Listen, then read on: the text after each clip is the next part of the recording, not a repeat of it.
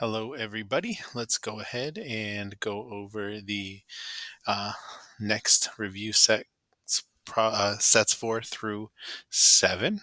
Okay, and we'll get right into it now.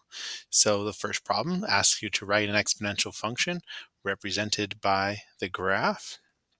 So when we look at this exponential graph right here, remember the equation, it needs to be y equals ab to the x power, where a is the y-intercept and b is the multiplier.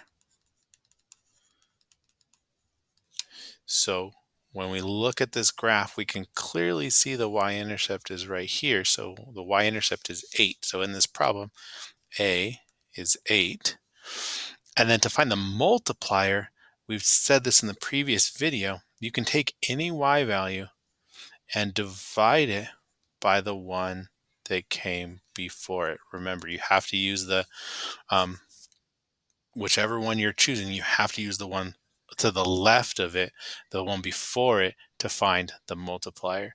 So here, the b is going to be 2 divided by 4, which is 1/2. Be careful to do it that way, because if you did it the other way, you would get 2, which is not the correct multiplier. All right, so we know a, we know b, and therefore we have the equation y equals 8 times 1/2 to the x power.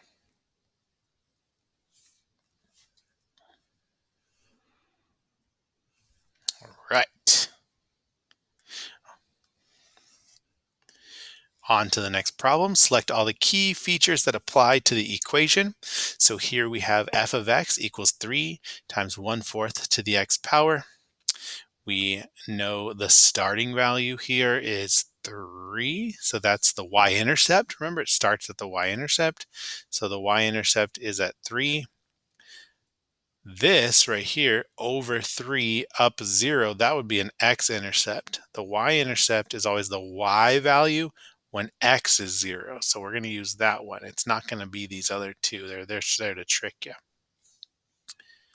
What else do we know here? Well, we know that there's b of 1/4. I'll write it over here. Since b is less than 1 but greater than 0, that makes this a dk function, exponential dk. If b was greater than 1, it would be growth. Okay? So doing good so far. We got that.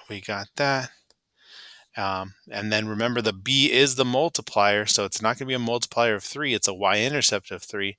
The multiplier, the b, was 1/4, so multiplier of 1/4, and that's all we need there.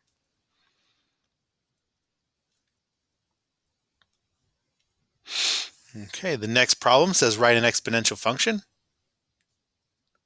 represented by the situation below. So we have a situation. We want to create the exponential function that goes with it.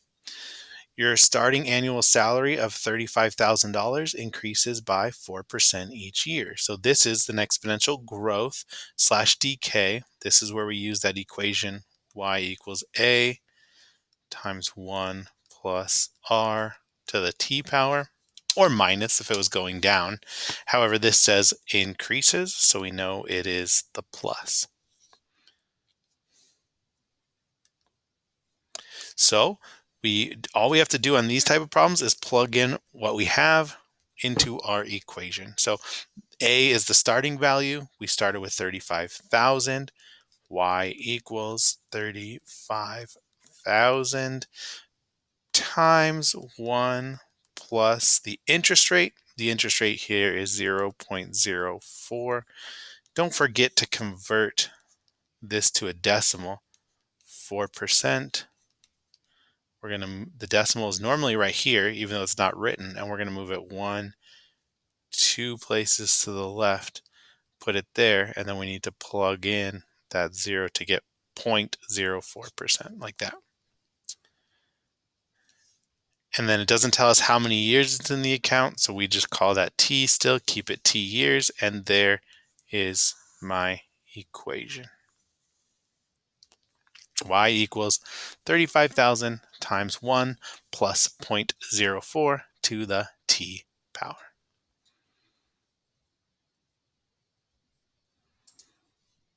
All right, on to the next review set 5.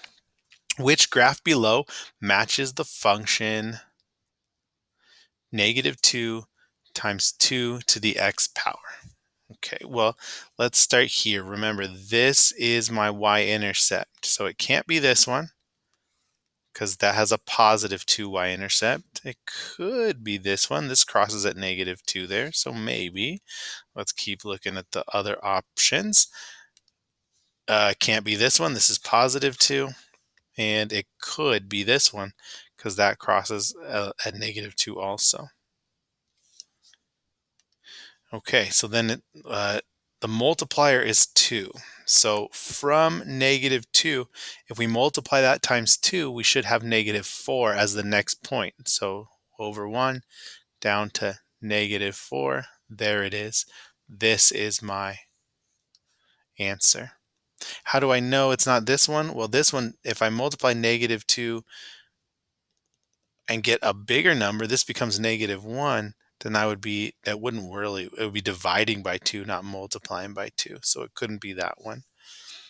So all I'm checking is that to get from one point to the next, it does what the problem says it needs to do here. It start at -2 and multiply every y value by 2 as you go. So -2, this one, -2 times 2 is -4. The next one will be -8. The next one will be -16, etc. It's that one right there. Okay. Using the exponential function below, how could you change the equation to shift the graph 4 units down? Well, remember, if this A is the y-intercept, then the simplest way to do that would be to change that y-intercept 4 units down. However, if we do that, it would switch and it would become a different exponential function.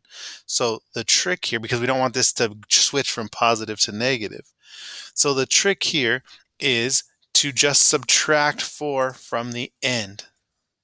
Subtract 4 at the end of the equation. Subtracting or adding a number at the end is always going to change the vertical shift. So here, I'll just write what I mean. You would write this as y equals 2 times 3 to the x power. And then over here, you're going to say -4. And that would shift it down 4.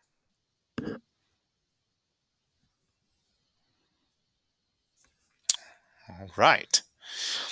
Use the image below. Describe the differences between the two graphs. Which parts of these equations create those differences? So you can see there's this graph and then there's this graph. This one's straightforward. This one looks a little crazy. So which part moves the graph? And that's what we just talked about in the last, this problem up here. You can see the -3 at the end shifts the graph down, and the -1 in the exponent shifts the graph sideways. You can get more specific than that, but I don't, in these type of problems, you won't need that. This is going to be the side to side, and this is going to be the up and down shift. That's all you need to talk about there. Nothing too tricky.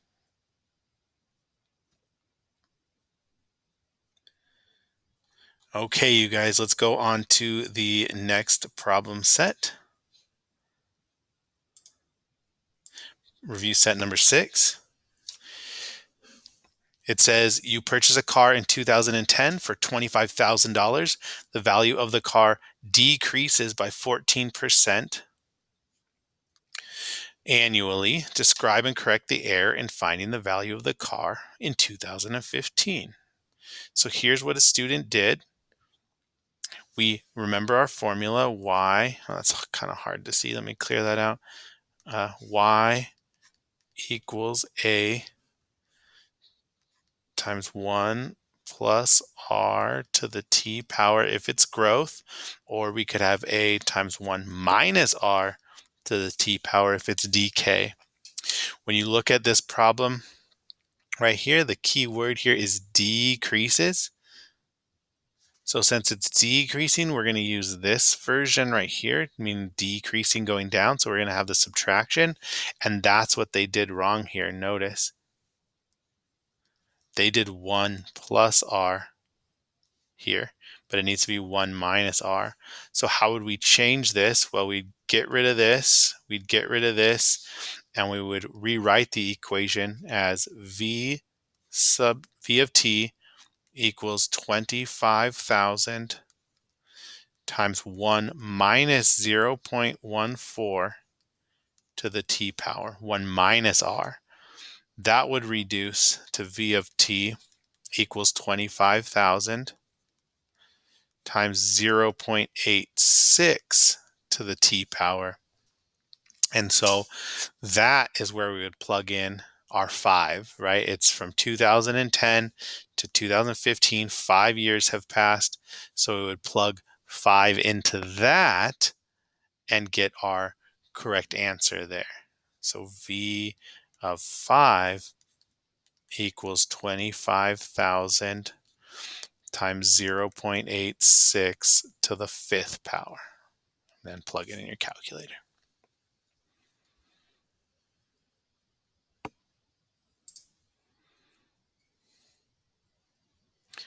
All right, the next problem says a newborn moose weighs about 13 pounds. During the next 8 weeks, its weight increases by 7% each week. All right, so we got that. That's an exponential function. We got the percentage. We got the starting value.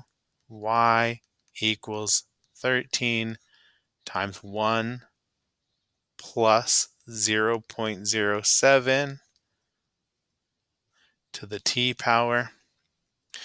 And then the second says a newborn antelope weighs about 15 pounds. During the next 8 weeks, its weight increases by 4%. Same situation, but different numbers. 15 pounds to start with. 1 plus 0.04 to the t power. Which animal weighs more after 4 weeks? What is the weight? So how would we figure that out? Well, we just plug in 4.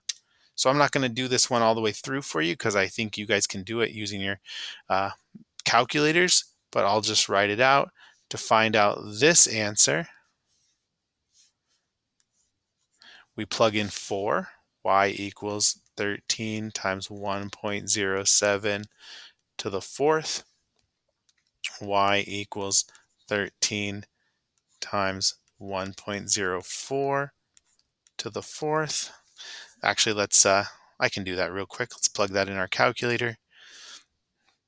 1.07 to the 4th power times 13 is approximately 17.04 pounds. And on the other side, 1.04 to the 4th times 15 is 17.54. Well, that should be my mistake. That should be 15 right there. And then that would be 17.54. So which animal weighs more after 4 weeks? It would be the antelope.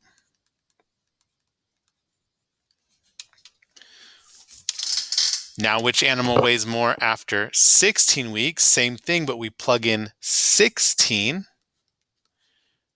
Y equals 13 times 1.07 to the 16th power. Y equals 15 times 1.04 to the 16th power. let's plug that in our calculator. You can do it along while I'm doing it here.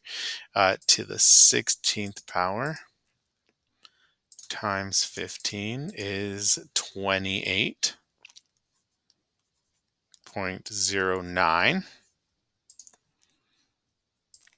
And on the other side of things, 1.07 to the 16th power times 13 is 38.37.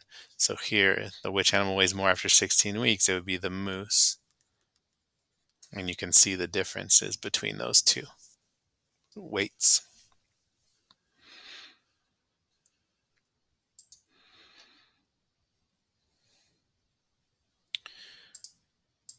Okay. Review set 7, the last set in this series. It says 3 organizations are collecting donations for a cause. Organization A begins with 1 donation, and the number of donations quadruples each hour. So that, we can stop there. That gives us an equation. Org A, it starts with 1, so that's your A value, and then it quadruples times, or 4 times. So that's going to be my B to the T power. So organization A, it gives you the word problem to create the equation.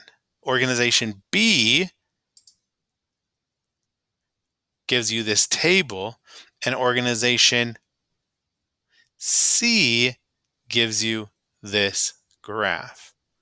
All right, so we have table, graph, equation. I'm going to write the equation off just right there.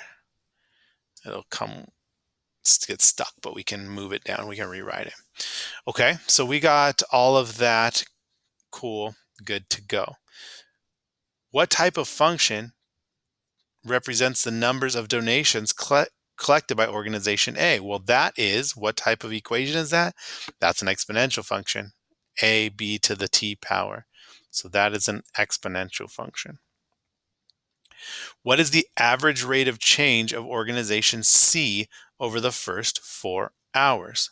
Okay, average rate of change means slope. So be careful. Yes, we're dealing with exponential functions, but it's asking you about the slope. So it's asking you, what would the slope be from here if it connected to here? How do we find the slope? Well, that's the change in y.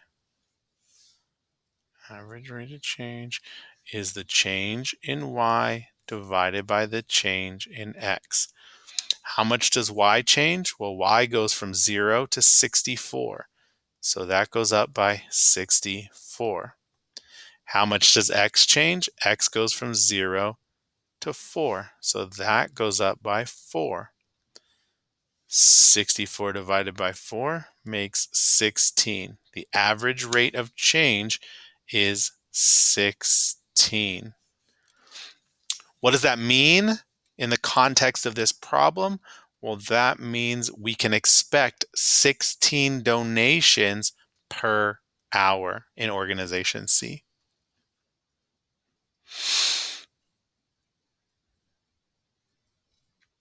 So you could obviously see there's a lot of different type of questions we can ask for this problem. Those are the ones they asked here, but on the actual final, you can expect that or many more options. So just be prepared for lots of different types of questions, analyzing the similarities and differences between these 3 situations, or the 3 situations that you get. Okay, the next problem. What type of function is represented in the table below? So this is where we want to see, is this linear, is this quadratic, or is this exponential? Earlier in the previous videos, we talked about how to tell the difference. So we're going to check to see if it's linear first.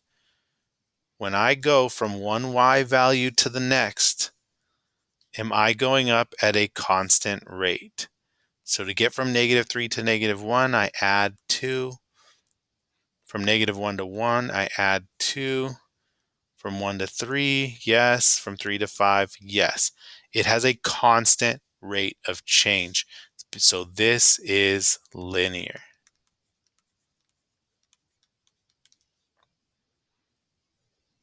That's the best case scenario. It's the fastest one. It's the simplest one. Finally, write the equation for the table above. So when we look at a table, now we know it's linear, so we know it's going to be y equals mx plus b. We found the constant rate of change. Here it is. It's 2. That number is your slope. So we have y equals 2x. And then finally, remember the b is always the y value when x is 0. We can look at the table and see that this is the y value when x is 0. So the b is 1. And we have our equation, y equals 2x plus 1. On a final exam, you can expect that to be possibly linear, possibly exponential, or possibly quadratic. So be prepared for any of those things. Okay, thanks for watching. If you have any questions, you can let me know. And have a good day.